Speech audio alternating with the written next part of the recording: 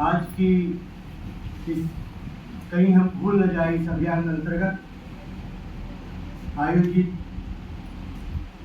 ज्येष्ठ नागरिक परिषद के इस समारोह के अध्यक्ष माननीय अतुल पाटिल जी, मुख्य मार्गदर्शक वरिष्ठ वामसेव के सहकारी, मेरे मार्गदर्शक तथा मान्यवर काशीराम जी के सहकारी श्री साखरकर साहब, हमारे बहुजन नायक के माजी संपादक तथा मुझे याद आता है कि 2 अक्टूबर 1998 को मान्यवर काशीराम जी ने मेरे हाथ में बहुजन नायक का व्यवस्थापन दिया था और हम लोगों ने अच्छी अंडरस्टैंडिंग बना के बहुजन नायक का प्रकाशन नियमित रूप से किया।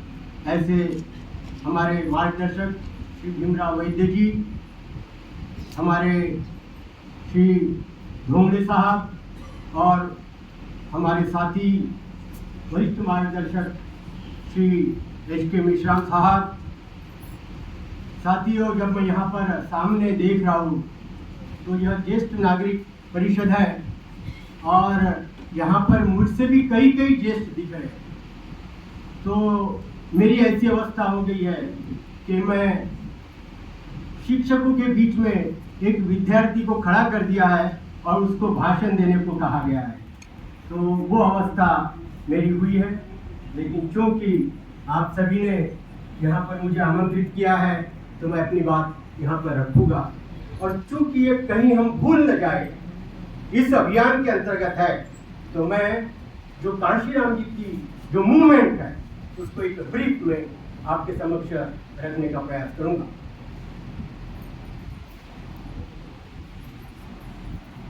मान्यवर बीराबाना प्रकरण के बाद में जब काशीराम जी ने डॉक्टर बाबा साहब अम्बेडकर, महात्मा फुले, राजर्षि शाहू महाराज, इनके आंदोलन को पढ़ा, इनके बारे में जब पढ़ा तो उन्हें यह समझ में आया कि इस देश की जो व्यवस्था है, इस देश की ब्राह्मणवादी ऐसी व्यवस्था है कि यह व्यवस्था कुछ मुट्ठी भर लोगों को ही लाभ देती है, जबकि इस व्यवस्था का शिकार हुए लोग जो 85% है, जो यहाँ पर शिकार हुए हैं, वे जाति, उपजाति, भिन्न भिन्न टुकड़े में ऐसे बिखरे हुए हैं। और यह भिन्न भिन्न टुकड़े एक अल्पजन समाज है। इन अल्पजन समाज को जोड़कर यदि हम जब तक के बहुजन समाज नहीं बनाएंगे तब तक यह अल्पजन समाज जो है, यहाँ इनको शासन प्रशासन में और एक सम्मान की जिंदगी इनको जीने को नहीं मिल सकती है। तो यहाँ जो अल्पजन समाज है, इसको बहुजन समाज बनाना यह बहुत कठिन काम है और इसके लिए बहुत बड़े समर्पण की जरूरत है। और काशीराम जी ने यह तय कर दिया कि यह समर्पण है काशीराम जी। और उस आंदोलन को फिर करने के लिए उन्हें यह पता था कि एक प्रतिबद्ध संगठन और समयबद्ध नियोजन, निष्ठा, ईमानदारी और संगठन की शक्ति को एक सही दिशा दिया जाए तो हम इस टुकड़ों को, इन टुकड़ों को हम जोड़ सकते हैं और बहुजन समाज बना सकते हैं। इस बहुजन समाज बनाने के लिए उन्होंने पहला टारगेट ये किया, जब वामसेव था तो उन्होंने टारगेट किया जिसको बाबा साहब ने 18 मार्च 1956 को ये कहा था कि मुझे इस पढ़े लिखे लोगों ने धोखा दिया है। तो काशीराम जी ने इस मूवमेंट को चलाने के लिए टारगेट पढ़े लिखे लोगों को रखा और पढ़े लिखे लोगों को उन्होंने इकट्ठा किया। यहाँ पर जिन लोगों ने, जो फाउंडर जो लोग हैं, ये इसके बारे में आपको बताएंगे, लेकिन काशीराम जी ने अथक परिश्रम करने के बाद में 2 लाख कर्मचारियों को इकट्ठा किया था। उस 2 लाख कर्मचारियों में तकरीबन 500 पीएचडी होल्डर थे और करीबन 1,500 डॉक्टर थे, 3-3,500 के आसपास साइंटिस्ट थे और 70,000 पदवीधर थे। ऐसे लोगों को इकट्ठा करने के बाद में उन्होंने 6 दिसंबर 1978 को वामसेव की स्थापना की। इमीडिएट स्थापना करने के बाद में उन्होंने 14 अप्रैल से 14 जून 2 माह में उन्होंने देश के विभिन्न शहरों में उन्होंने सेमिनार दिया कि will the Ambedkarism revive and survive. और उसका इतना जबरदस्त असर हुआ कि जो अम्बेडकरवादी विचारधारा के जो लोग जो निराश हुए थे, उनमें जागृति आ गई। उनका जो खोया हुआ विश्वास था उसको जागृत करने में, उसको फिर से उठाने में कांशीराम जी और उनका मूवमेंट सफल हो गया। फिर उसके बाद में आपका नागपुर का अधिवेशन, नागपुर के अधिवेशन में जो 2 दिसंबर 1979 से 4 दिसंबर तक के जो चला था, वहां पर कांशीराम जी ने ये कहा कि हमसे मिशन की संज्ञा उन्होंने पहले की थी। दूसरा अधिवेशन जब दिल्ली में हुआ तो तब उन्होंने 20 नवंबर से 24 नवंबर का जो दिल्ली में अधिवेशन हुआ, और तीसरा जो अधिवेशन चंडीगढ़ में जो अधिवेशन हुआ, वो उस चंडीगढ़ के अधिवेशन में जो 14 अक्टूबर से 18 अक्टूबर का तक की चंडीगढ़ का तीसरा अधिवेशन हुआ। इस अधिवेशन में 300 जिलों के प्रतिनिधियों ने भाग लिया था और 50,000 प्रतिनिधि वहां पर उपस्थित थे। वो अधिवेशन था, वो पूरे भारत में एक चर्चा का विषय था।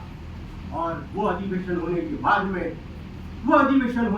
में वहां पर यह महसूस किया गया कि हमें यदि समाज परिवर्तन यदि करना है तो हमारे को आंदोलन की जरूरत है।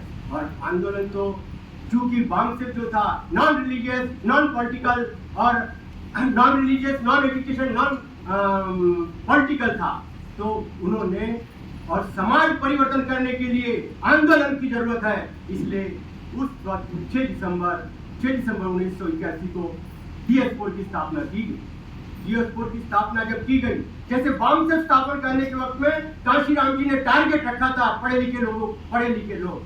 जब डीएस कोड की स्थापना की गई तो उन्होंने टारगेट रखा था युवा, महिला और विद्यार्थी, क्योंकि बामसेफ के कार्य से ये युवा, महिला ये बहुत प्रभावित क्या हुए थे, तो इनको टारगेट रखा। और पहले ही 2 महीने में उन्होंने युवा, महिला और विद्यार्थी इनके क्षेत्रीय सम्मेलन आयोजित किए।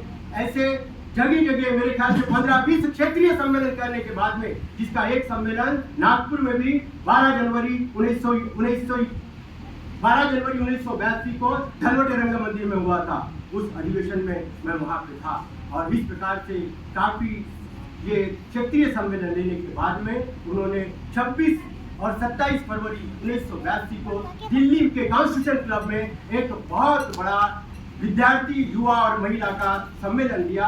और वहां पर इकाइयां, विद्यार्थी, युवा और महिला, यह इकाइयां बनी गई थी। उस सम्मेलन में नागपुर की तरफ से प्रतिनिधि बतौर मैं वहां पर उपस्थित था 26-27 फरवरी 1982। यह करने के बाद में 1982 को ये करने के बाद में हम 2 चक्के 2 पाव यह करके उन्होंने काफी साइकिल मार्च निकाला और जगह अम्बेडकराइट मूवमेंट वहां पर जाए के पहली। उसके बाद में आत्मसम्मान और समता और आत्मसम्मान, इस बात को लेकर फिर से क्या है कि जगह यात्राएं निकाली गई। और चूंकि वो 1982 का समय था, पूना पैक्ट का समय था, तो 1982 में 1 महीने तक के हर दिन पूरे 30 दिन तक के पूना पैक्ट धिक्कार सम्मेलन ये किया गया। और काफी पूरा तुम्हारा ये कहते हैं कि कोहिमा, कारगिल, पोरबंदर, पूरी यहाँ से पूरी यात्राएं निकाली। और जो हमारा डीएस4 का जो आंदोलन था वो भारत के कोने-कोने में फैला। साथ ही साथ उन्होंने डीएस4 के साथ में उन्होंने एक लिमिटेड पॉलिटिकल एक्शन के तहत चुनाव लड़ा। लिमिटेड पॉलिटिकल एक्शन का एक उद्देश्य यह था कि हमें राजनीति में अनुभव प्राप्त करना है, और साथ ही साथ हमें खुद जब हम अपनी राजनीति यदि करते हैं, मुझे जब समय होगा तो मुझे बताइए, जब हम अपनी राजनीति करते हैं तो हमारी टिकट हमें स्वयं बनाना। इसके पहले यह होता था कि हम टिकट के लिए लाचारी किसी के समान भीख मांगते थे, लेकिन कांशीराम जी ने वहाँ उनका लिमिटेड पॉलिटिकल एक्शन के तहत यही चीज थी। जब कांशीराम जी ने ये देखा कि भाई हम हमारी बात लोगों तक के पहुंचाने में सफल हो गए हैं, और बाबा साहब ने ये कहा था कि political power is the master key by which you can open each and every lock. लोगों के बात ये समझ में आई, लोगों को लगा कि नहीं, काशी साहब बाबा साहब ने जो वाली बात कही थी वो बिल्कुल सही थी। तो जब हम ये कहते हैं कि political power is a master key by which you can open each and every law, तो फिर पॉलिटिकल पावर कैप्चर करने के लिए हमारे पास में राजनीतिक दल की आवश्यकता है।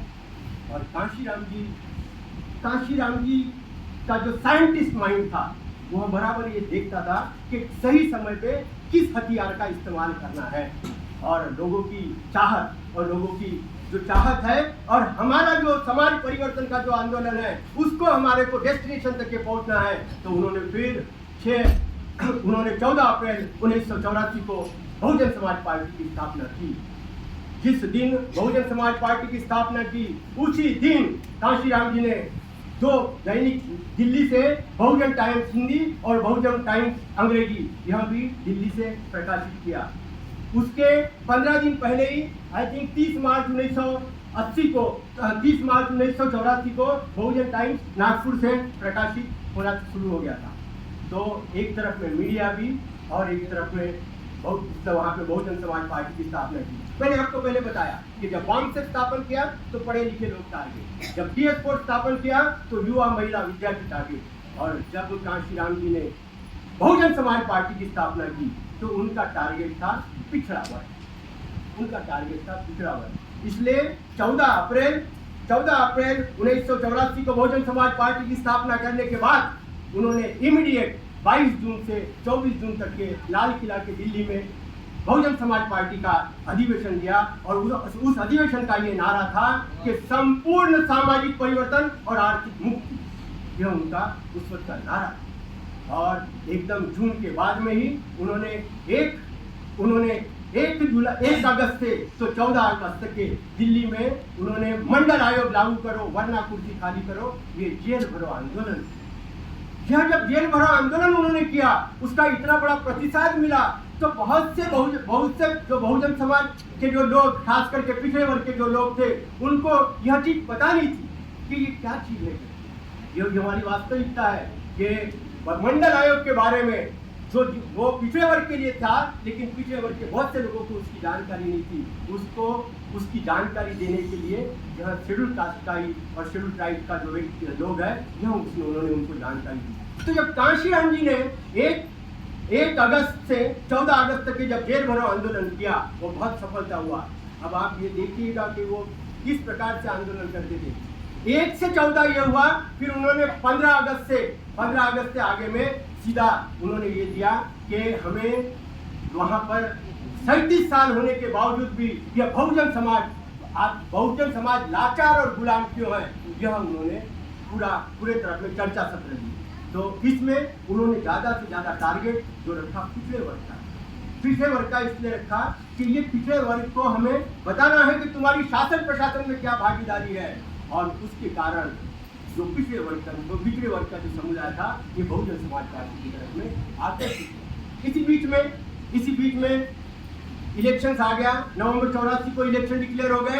बहुजन समाज पार्टी को मात्र स्थापन हुए 6 महीने हो गए थे। बहुजन समाज पार्टी ने चुनाव लड़ा और 10 लाख वोट प्राप्त कर। यह जब नहीं होता है तो फिर काशीराम जी ने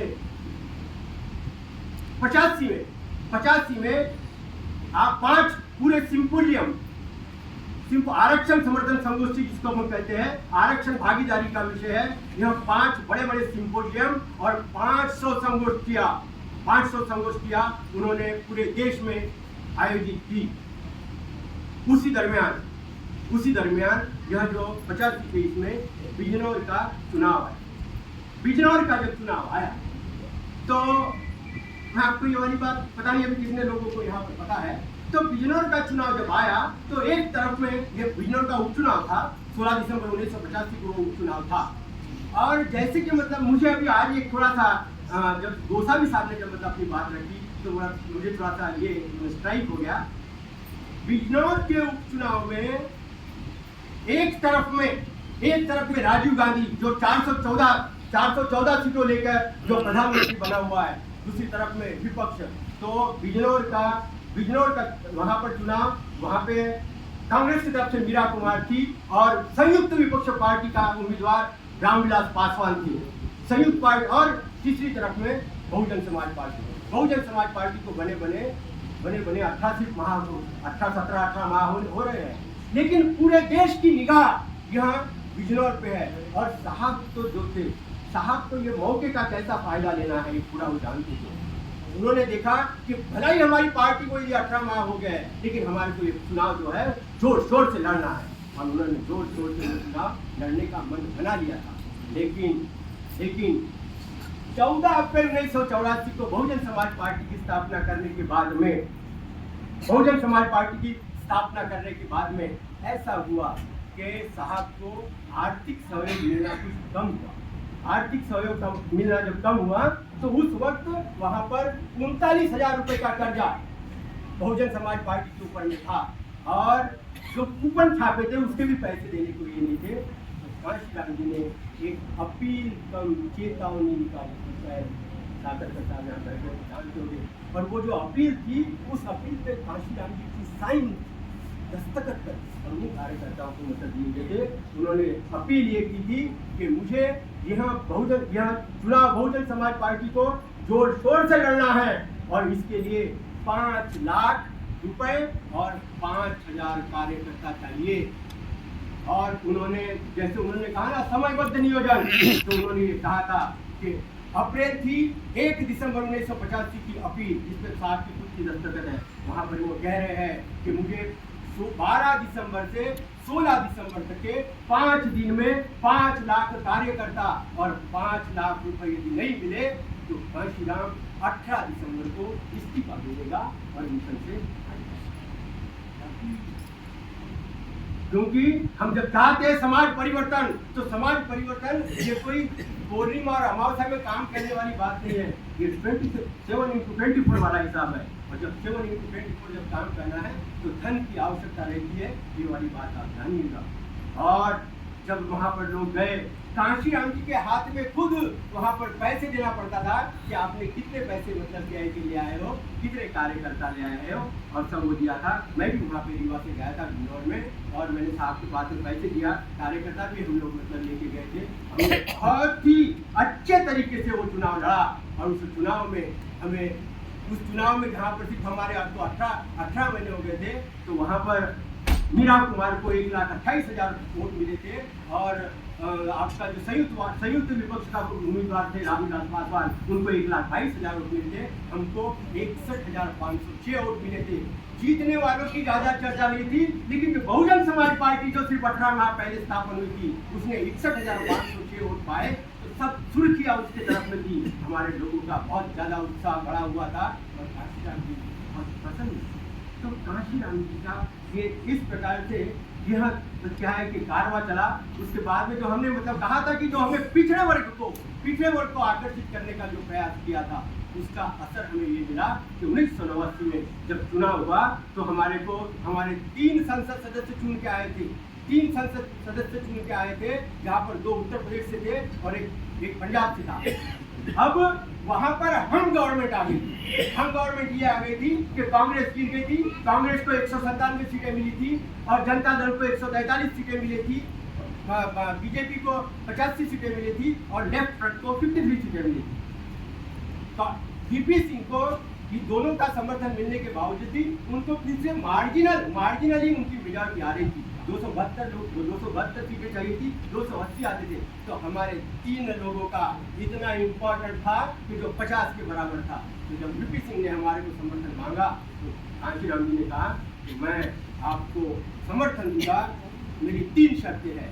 एक शर्त ये कि पहले मंडल कमीशन लागू करो, दूसरी शर्त बाबा साहब को भारत रत्न दो, और तीसरी शर्त आप जो है संसद के केंद्रीय हॉल में बाबा साहब का तय चित्र लगाओ। क्योंकि उनको अपनी सरकार बनानी थी। हमारी तीनों मांगे मतलब मान ली गई थी, और 7 अगस्त 1990 को मंडल कमीशन लागू हुआ।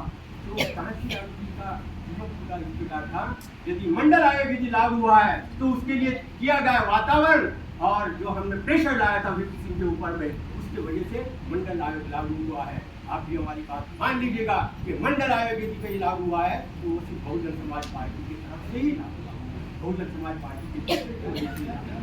तो यहाँ कब समय बहुत कम है। मैं आपको ये कहूँगा कि 2007 में जब हमारी गवर्नमेंट आई, 2007 में जब हमारी गवर्नमेंट आई तो लोगों के कान खड़े हो गए उनका तारे देखते हुए। तो और उसी वक्त उनको ये लगा कि भाई यदि गवर्नमेंट केंद्र में आती है तो क्या हो जाएगा।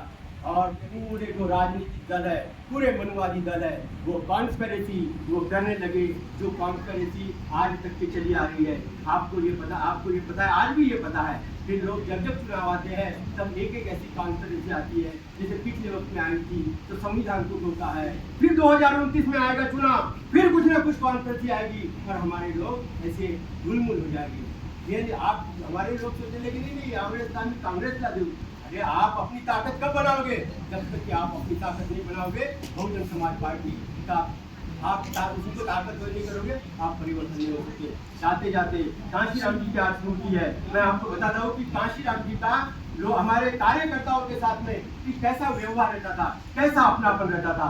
क्योंकि यहाँ पर मतलब क्या है कि भीमराव वैद्य जी बैठे हुए, जून 1997 की बात है, तब भीमराव वैद्य जी उनके पास में बहुजन नायक का व्यवस्थापन भी था और वो संपादक भी थे। तो हमें बहुजन नायक के सिलसिले में उनको दिल्ली जाना था, लेकिन यहाँ के कार्यकर्ताओं ने ये बोला कि वासनिक जी आप भी उनके साथ में चले जाएंगे। तो तब उस वक्त में कांशीराम जी पांड्रा के बंगले में रहते थे। तब वहाँ पे नागपुर के सुभाष पाटिल उनके वहाँ पर साहेब के रूप में ये करते थे। हम लोग पांड्रा के बंगले में पहुँचे वहाँ पर, तब मायावती जी चीफ मिनिस्टर थी, उनको स्टेट सिक्योरिटी और ब्लैक कमांडो वहाँ पर थे। हम जब वहाँ पर पहुँचे तो सुभाष पाटिल जी ने साहब को इतला कर दिया कि भीमराव वैद्य जी बहुजन नायक से मिलने आए हुए हैं। चिट्ठी पहुँची, हम लोग वहाँ पर वो ब्लैक कमांडो के बगल में बैठे हुए हैं कि कब बुलावा आता है, कब क्या करते। कांशीराम जी कुछ देर बाद में एक डेढ़ घंटे के बाद में छत पे बहन मायावती जी के साथ में बात करते आए छत पे, और छत से उन्होंने देखा इधर में गेट की तरफ में, और वो लुंगी और बनियान पे चल के आए और मुझे कहते हैं हाँ भाई आप कैसे क्या आए हो? मैंने कहा सर भीमराव वैद्य जी के साथ में आया। तो तब उन्होंने कहा कि ठीक है ऐसा कीजिए कि कल सवेरे आप दफ्तर में, पार्टी के दफ्तर में आइए। यानी वो विभूति देखी, वो कांशीराम कि उन्होंने वहाँ पर मतलब क्या है कि छत से वहाँ पे देखा और उनको लगा कि ये कैसे क्या मतलब यहाँ पर आए। तो वो वहाँ से चल के यहाँ वो कार्यक्रम थे उनको अपने कार्यकर्ता के साथ में इतना अपनत्व और इतना कंसर्न मतलब क्या रहता था। आज की इस मौके पर मैं यही कहना चाहूँगा कि भाई ये जो 3T हम जो कहते हैं, ये जो 3T जो टैलेंट, ट्रेजर और टाइम जो कहते हैं, तो आज की जो हमारे ज्येष्ठ नागरिक जो परिषद है, इनको ये तीनों चीज़ें हैं। तो मैं आप लोगों से, मैं अपने आप से भी यह अपील करूंगा कि भाई हम ये 3T जो आज हमारे पास में है वो मूवमेंट को परिवर्तन के लिए थे। इतनी बात कहते हुए मैं यहाँ पर अपनी बात समाप्त करता हूँ। आयोजकों ने मुझे बोलने का मौका दिया और आप लोगों ने मुझे शांति से सुना, इसके लिए आप लोगों का धन्यवाद देते हुए अपनी बात को यहीं पे विराम देता हूँ। जय भीम, जय भारत।